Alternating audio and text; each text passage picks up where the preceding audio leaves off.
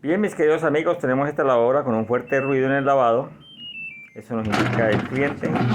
Pero lo primero que hacemos es sostener el agitador. Y vemos que esta máquina está produciendo ruido, pudiera ser el buje, como también pudiera hacer daño en la transmisión. Vamos a revisar qué es. Bien, lo primero que tenemos que hacer es retirar el agitador. Vamos a retirar esta tapa que cubre el tornillo. Y retiramos el agitador para comprobar en qué estado se encuentra el buje,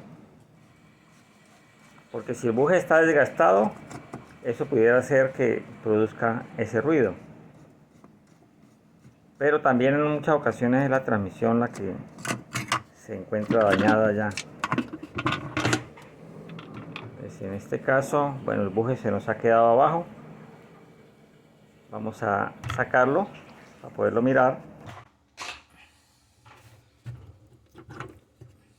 Apreciamos que el buje se encuentra bastante desgastado, pero sin embargo tenemos que realizar esta otra prueba, que es poner nuevamente a funcionar la lavadora. La encendemos, le damos inicio y con la mano tratamos de sostener el eje. Vemos que en este caso lo podemos sostener, indica de que la posición se encuentra en mal estado y necesitamos reemplazarla.